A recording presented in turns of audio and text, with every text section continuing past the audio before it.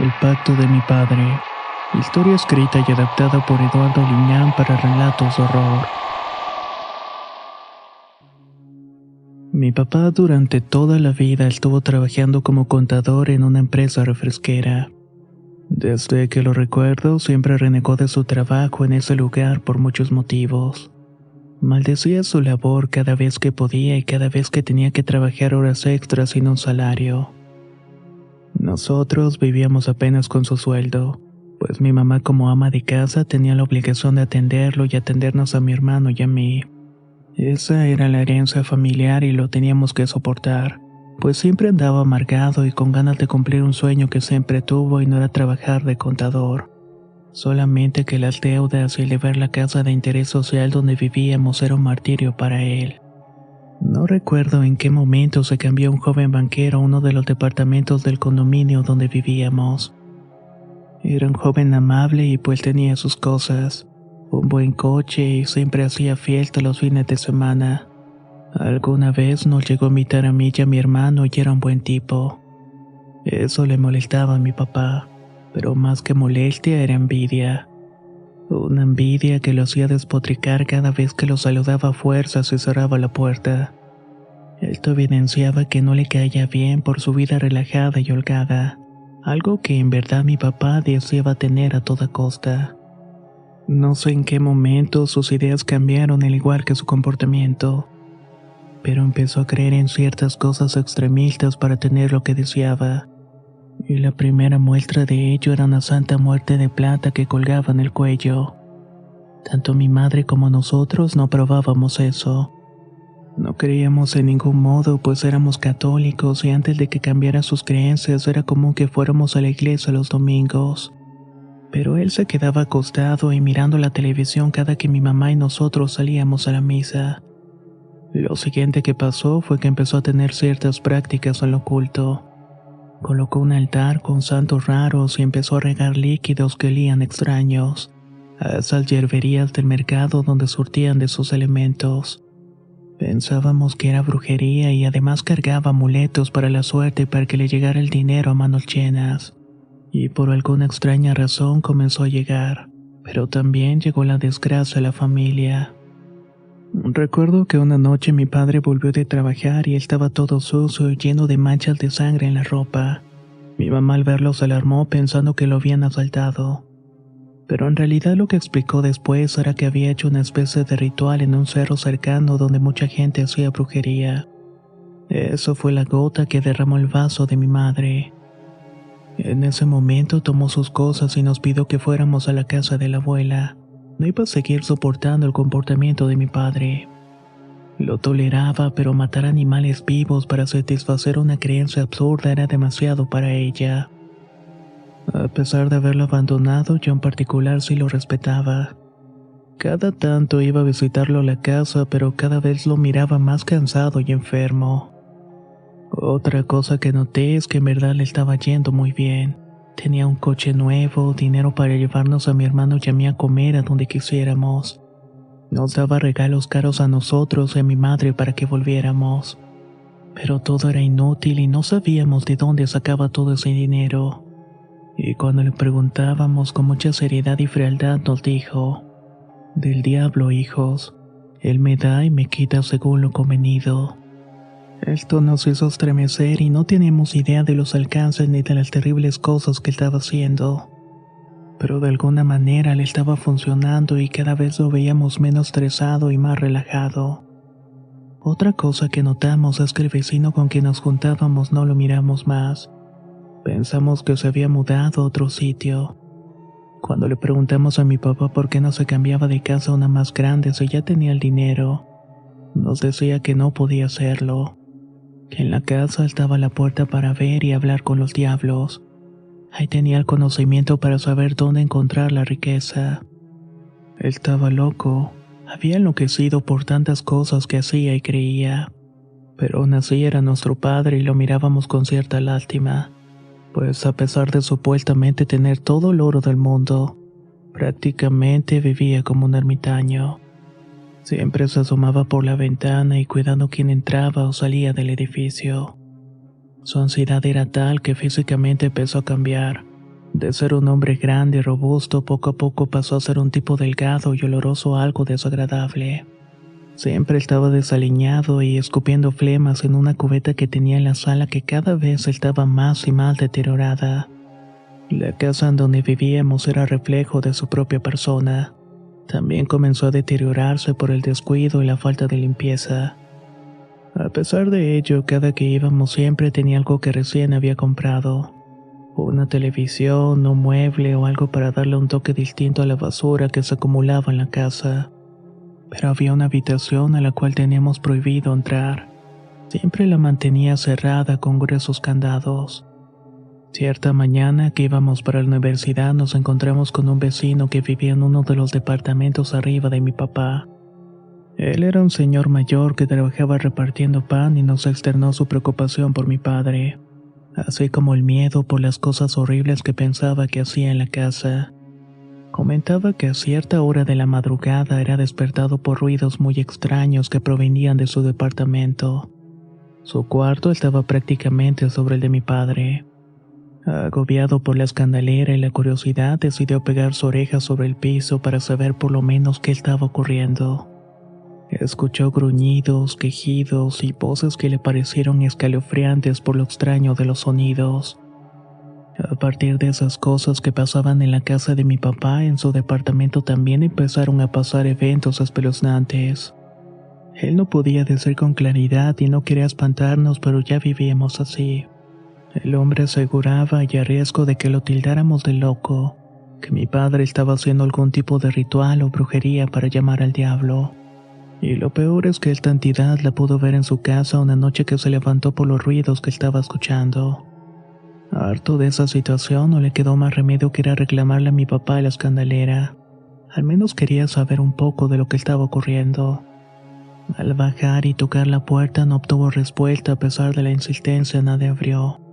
Quiso asomarse por una ventana mirando a través de la cortina y solamente vio una luz en el cuarto. Y de pronto distinguió cómo de la oscuridad que había en el lugar se formó una figura impresionante. Era una figura impresionante de una persona que vestía una especie de túnica que detuvo su vaporoso andar, solamente para voltear y mirar a donde estaba espiando el vecino. Fueron breves segundos los que pudo distinguir el frío cráneo de la muerte, haciéndose de inmediato hacia atrás y corriendo a la relativa seguridad de su departamento. Temblando y sudando copiosamente, se acurrucó en la esquina de su habitación para tratar de no pensar.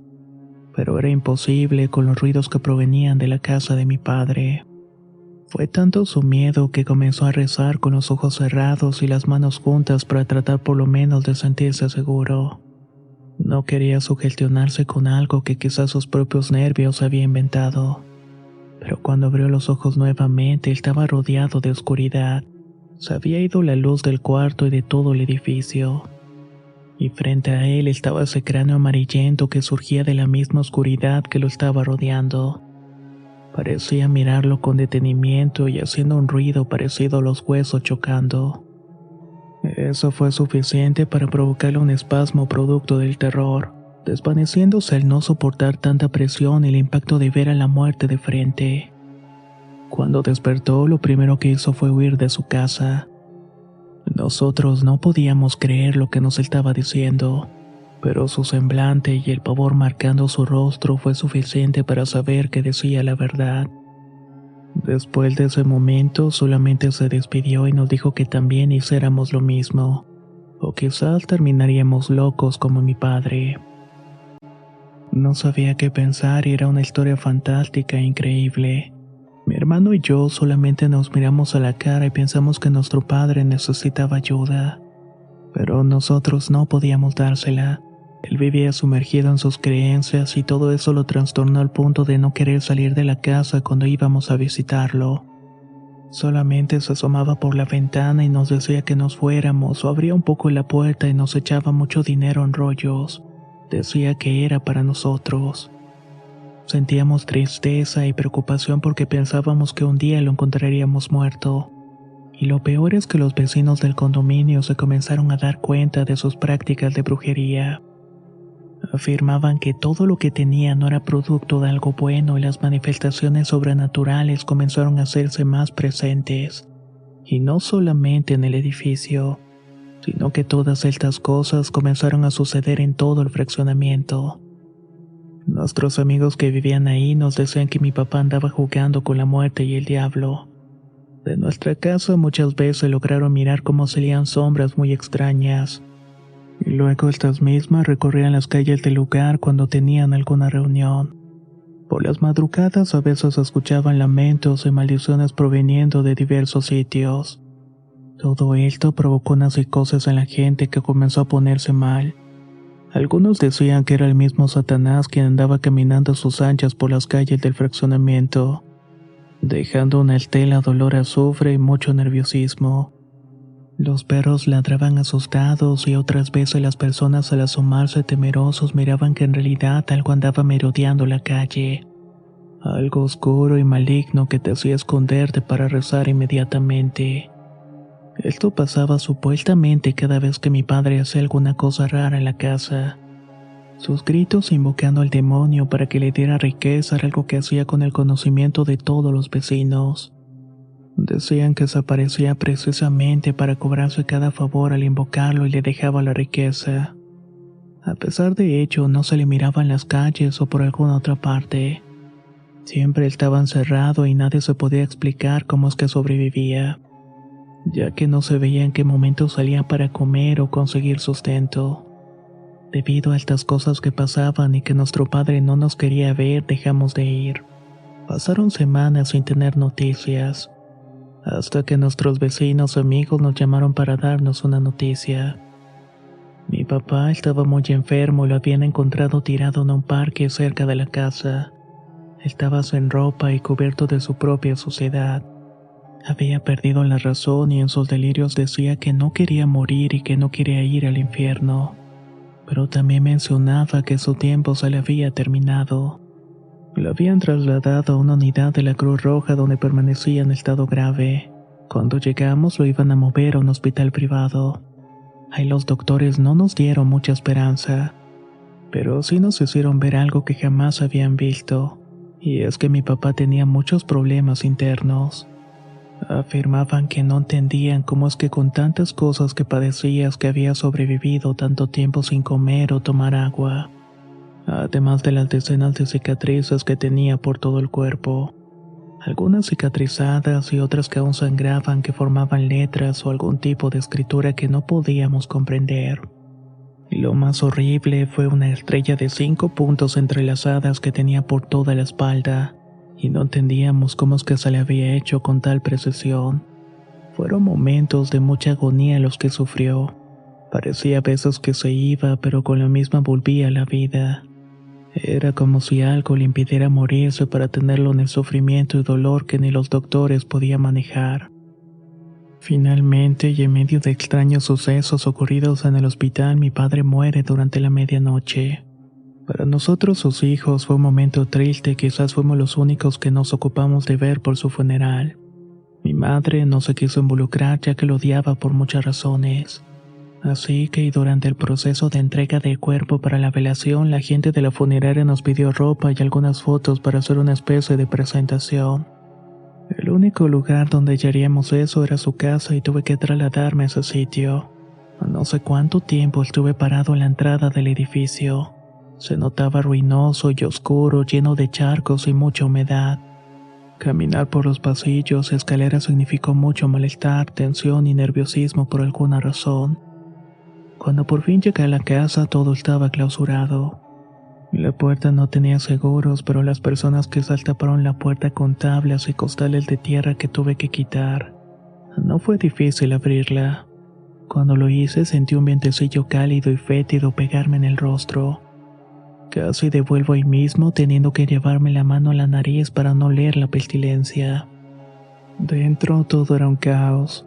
Un horrible lugar consumido por esas pegadas en la pared formando letras, y un gran pentagrama en el piso. No había muebles, nada más que basura y cosas quemadas. Las habitaciones, el baño estaban de la misma forma destruidos, vandalizados de forma inquietante. Solamente estaba la puerta con candados que había sido la habitación de mis padres. No sé qué esperaba encontrar, pero tuve que romper los candados. Cuando abrí el hedor dentro era todavía peor. Todo estaba invadido de inmundicia y el piso, paredes y techos parecía una especie de nata marrón y oscura. Y en una esquina noté que había algo macabro. Eran los huesos de una persona. Su cráneo, aún con cabellos pegados, permanecían entre los huesos de piernas cubiertas con despojos y ropas harapientas. Prácticamente había sido consumido por gusanos y alimañas. El espanto y la preocupación fueron tan grandes que tuve que salir corriendo de ese lugar y dejar la puerta como estaba. Sabía que tenía que denunciar, pero lo haría después del funeral de mi papá. Estaba en shock, sin comprender lo que había hecho mi padre, y pensaba también dónde estaría todo aquel dinero que presumía tener. Ese dinero que nos daba cada tanto. No encontré nada en ese lugar infernal que había sido nuestra casa.